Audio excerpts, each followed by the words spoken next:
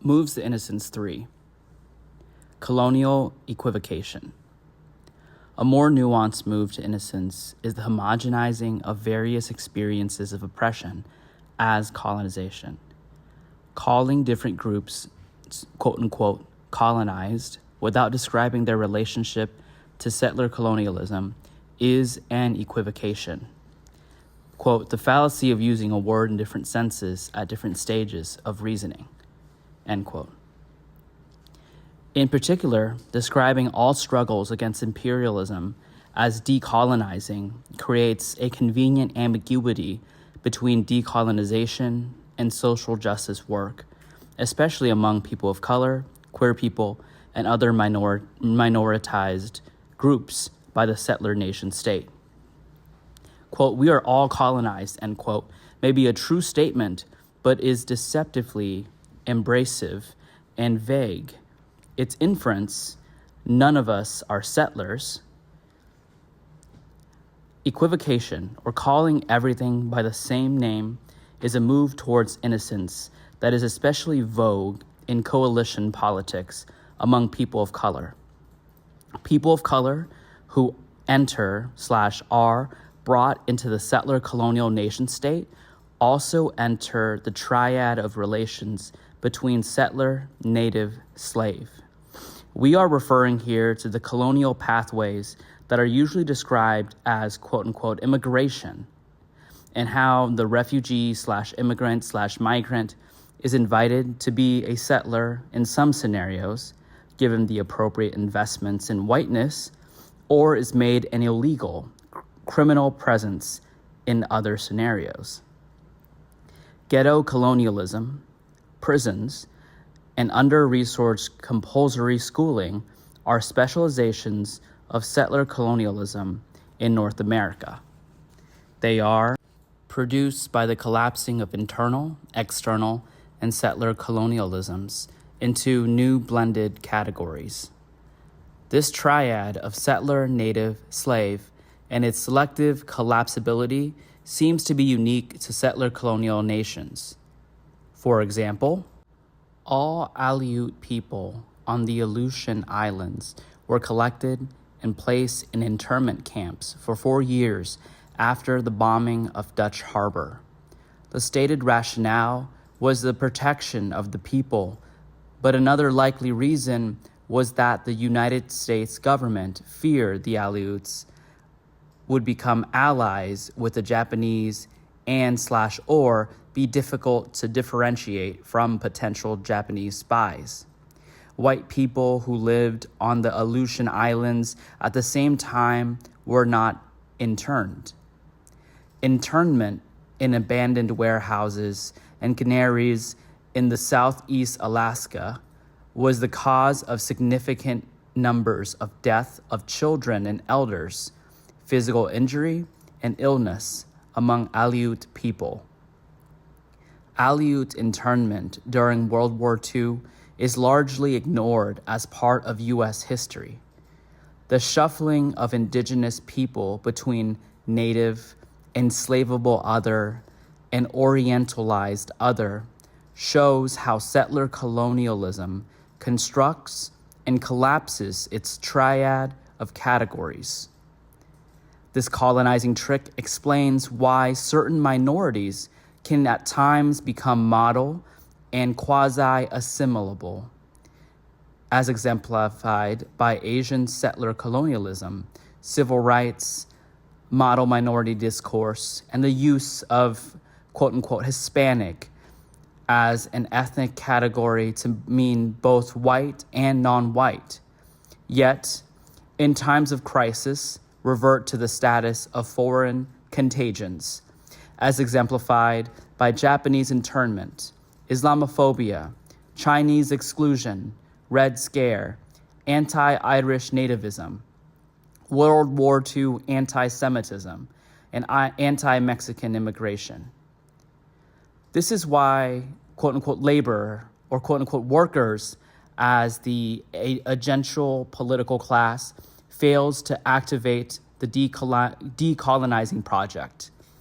Quote, shifting lines of the International Division of Labor, bisect the very category of labor into caste-like bodies built for work on one hand and rewardable citizen workers on the other.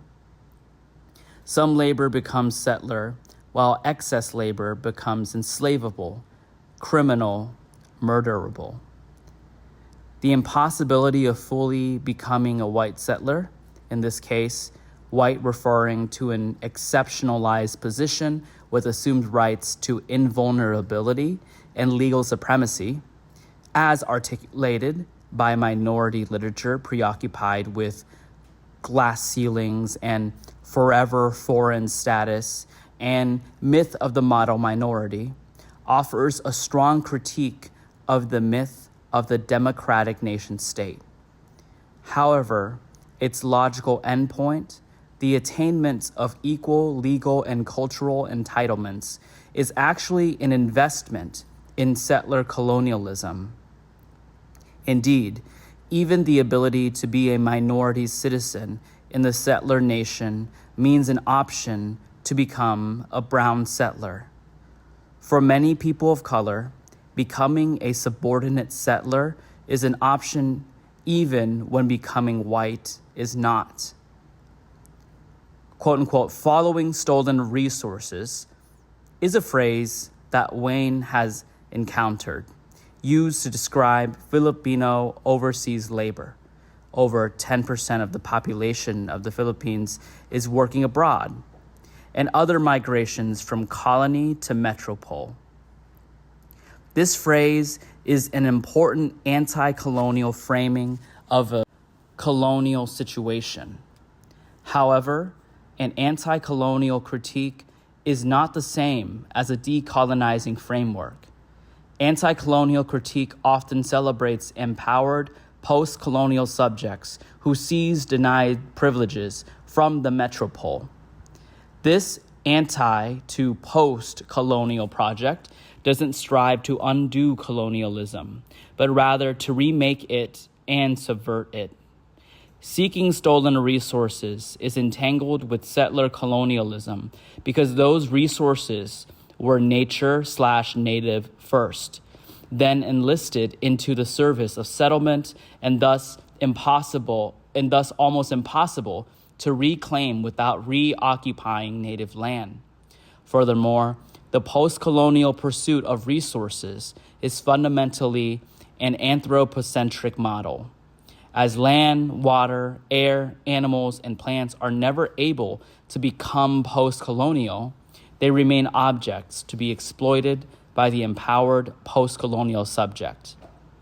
Equivocation is the vague equating of colonialisms that erases the sweeping scope of land on the basis of wealth, power, law in settler nation states, vocalizing a multicultural approach to oppressions or remaining silent on settler colonialism while talking about colonialisms, or tacking on a gesture toward indigenous people without addressing indigenous sovereignty or rights, or forwarding a thesis on decolonization without regard to unsettling/deoccupying land, are equivocations.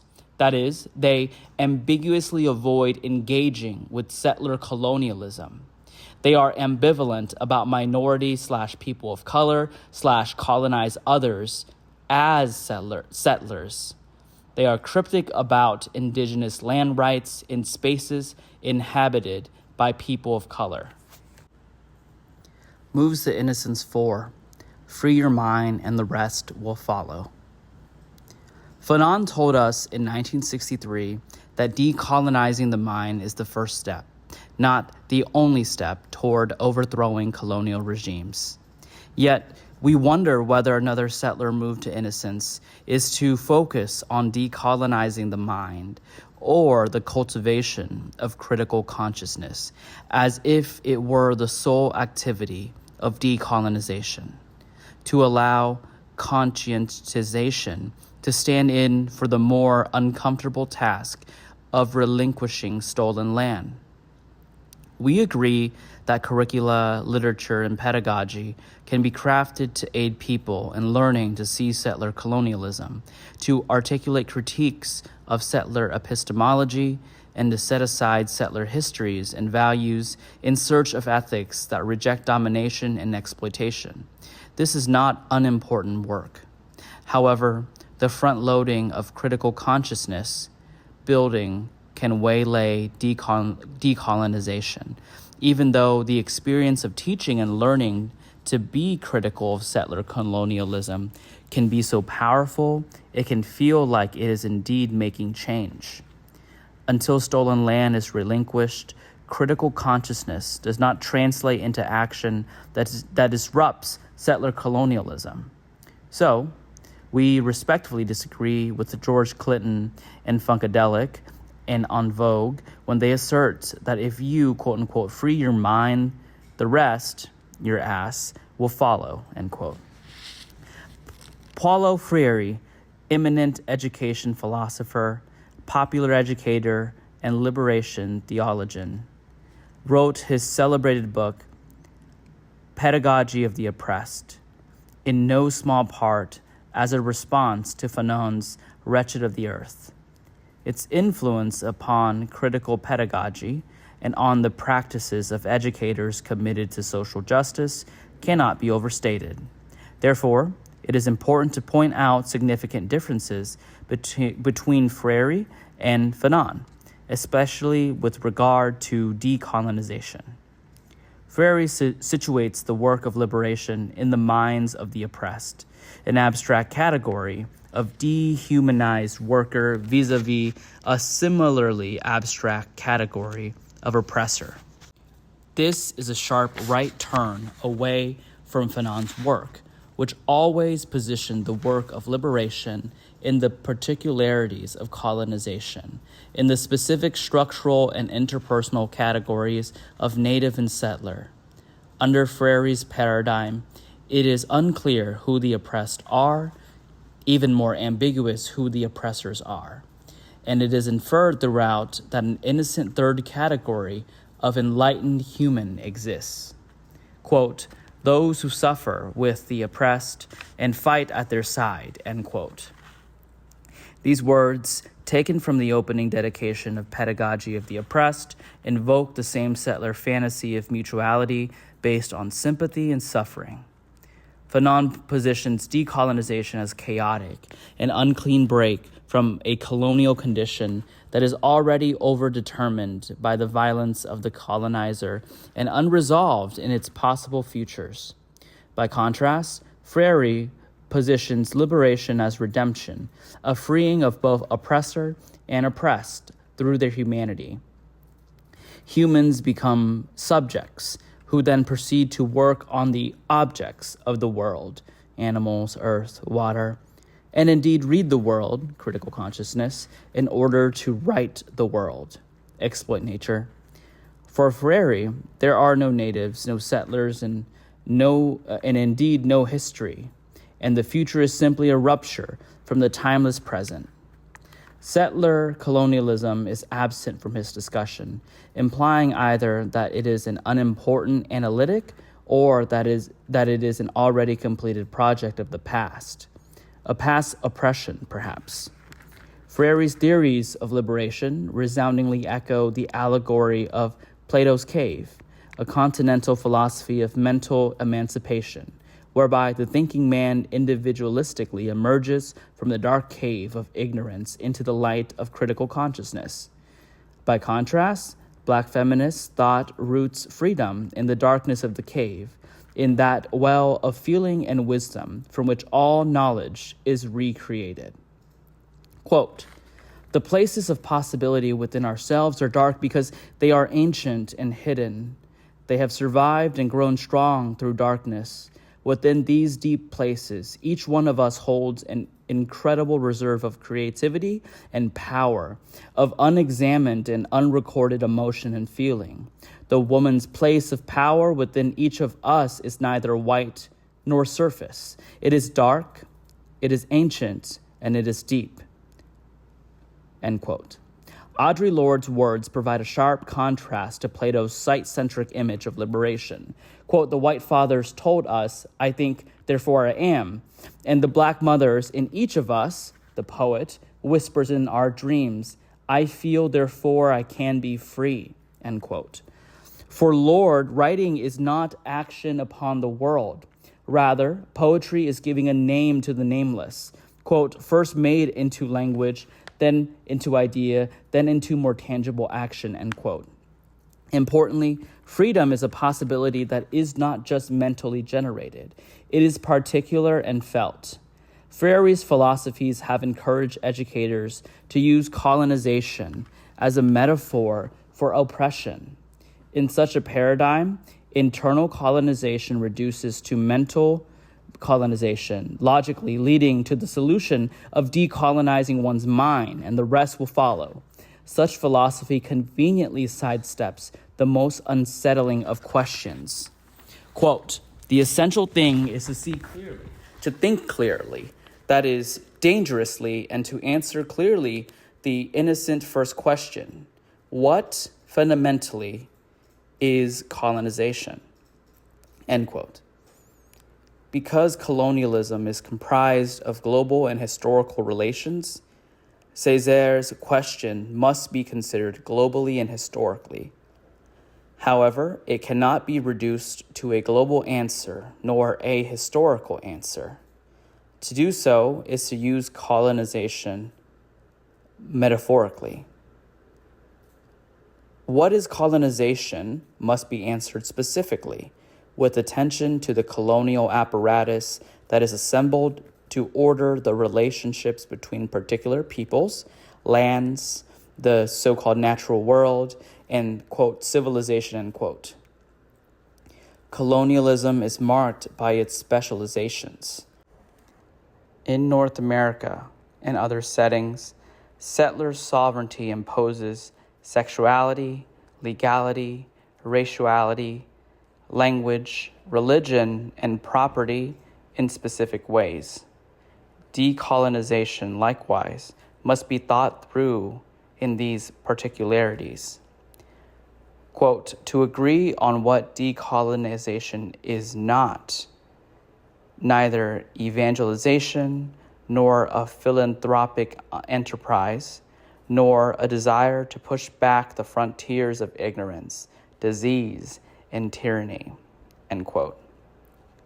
We deliberately extend Césaire's words above to assert what decolonization is not. It is not converting indigenous politics to a Western doctrine of liberation. It is not a philanthropic process of helping the at-risk and alleviating suffering. It is not a generic term for struggle against oppressive conditions and outcomes. The broad umbrella of social justice may have room underneath for all of these efforts. By contrast, decolonization specifically requires the repatriation of indigenous land and life. Decolonization is not a metonym for social justice. We don't intend to discourage those who have dedicated careers and lives to teaching themselves and others to be critically conscious of racism, sexism, homophobia, classism, xenophobia, and settler colonialism. We are asking them/you to consider how the pursuit of critical consciousness, the pursuit of social justice through a critical enlightenment, can also be settler moves to innocence, diversions, distractions, which relieve the settler of feelings of guilt or responsibility and conceal the need to give up land or power or privilege. Anna Jacobs' 2009 master's thesis explores the possibilities for what she calls white harm reduction models. Harm reduction models attempt to reduce the harm or risk of specific practices. Jacobs identifies white supremacy as a public health issue that is at the root of most other public health issues. The goal of white harm reduction models, Jacobs says, is to reduce the harm that white supremacy has had on white people and the deep harm it has caused non-white people over generations. Learning from Jacobs' analysis, we understand the curricular pedagogical project of critical consciousness as settler harm reduction, crucial in the resuscitation of practices and intellectual life outside of settler ontologies. Settler harm reduction is intended only as a stopgap.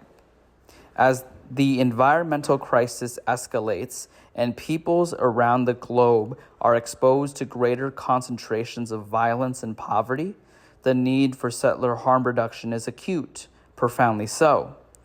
At the same time, we remember that, by definition, settler harm reduction, like conscientization, is not the same as decolonization and does not inherently offer any pathways that lead to decolonization. Moves to Innocence V. At-risk peoples, parentheses S, close parentheses, parentheses E, close parentheses, asterisk peoples. This settler move to innocence is concerned with the ways in which indigenous peoples are counted, codified, represented, and included/disincluded by educational researchers and other social science researchers. Indigenous peoples are rendered visible in mainstream educational research in two main ways: as at-risk peoples and as asterisk peoples. This comprises a settler move to innocence because it erases and then conceals the erasure of indigenous peoples within the settler colonial nation state and moves indigenous nations as quote-unquote populations to the margins of the public discourse. As at-risk peoples, indigenous students and families are described as on the verge of extinction, culturally and economically bereft, engaged or soon to be engaged in self-destructive behaviors which can interrupt their school careers and seamless absorption into the economy. Even though it is widely known and verified that Native youth gain access to personal and academic success when they also have access to/instructions in their home languages, most Native American and Alaskan Native youth are taught in English-only schools by temporary teachers who know little about their students' communities. Even though indigenous knowledge systems predate, expand, update, and complicate curricula found in most public schools, schools attended by poor indigenous students are among those most regimented in attempts to comply with federal mandates. Though these mandates intrude on the sovereignty of indigenous peoples, the services promised at the inception of these mandates do little to make the schools attended by indigenous youth better at providing them a compelling, relevant, inspiring, and meaningful education. At the same time, indigenous communities become the asterisk peoples, meaning they are represented by an asterisk in large and crucial data sets, and many of which are conducted to inform public policy that impact ours/their lives. Education and health statistics are unavailable from indigenous communities for a variety of reasons, and when they are made available, the size of the N, or the sample size, can appear to be negligible when compared to the sample size of other/race-based categories.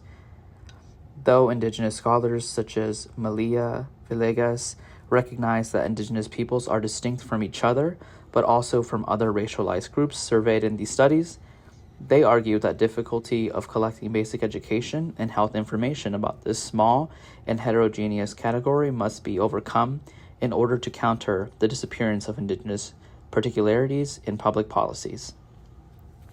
In U.S. educational research in particular, indigenous peoples are included only as asterisks, as footnotes in dominant paradigms of educational inequality in the United States. This can be observed in the progressive literature of school discipline on so-called underrepresented minorities in higher education, and in the literature of reparation, i.e. redressing past wrongs against non-white others. Under such paradigms, which do important work of alleviating the symptoms of colonialism, poverty, dispossession, criminality, premature death, cultural genocide, indigeneity is simply an, quote, A-N-D, end quote, or an illustration of oppression. Quote, urban education, end quote, for example, is a code word for the schooling of Black, brown, and ghettoized youth who form the numerical majority in divested public schools. Urban American Indians and Native Alaskans become an asterisk group, invisibilized, even though about 2/3 of indigenous peoples in the United States live in urban areas, according to the 2010 census. Yet, urban Indians receive fewer federal funds for education, health, and employment than their counterparts on reservations. Similarly, Native Pacifica people become an asterisk in the Asian Pacific Islander category, and their politics/epistemology/experiences are often subsumed under a pan-ethnic Asian American master narrative. From a settler viewpoint that concerns itself with numerical inequality, for example, the achievement gap, underrepresentation, and the 99% short share of the wealth of the metropole, the asterisk is an outlier, an outnumber. It is a token gesture, an inclusion, and an enclosure of Native people into the politics of equity. These acts of inclusion assimilate indigenous sovereignty, ways of knowing, and ways of being by remaking a collective comprised tribal identity into an individualized ethnic identity. From a decolonizing perspective, the asterisk is a body count that does not account for indigenous politics, educational concerns, and epistemologies. Urban land, indeed all land, is native land. The vast majority of native youth in North America live in urban settings. Any decolonizing urban education endeavor must address the foundations of urban land pedagogy and indigenous politics vis-a-vis the settler colonial state.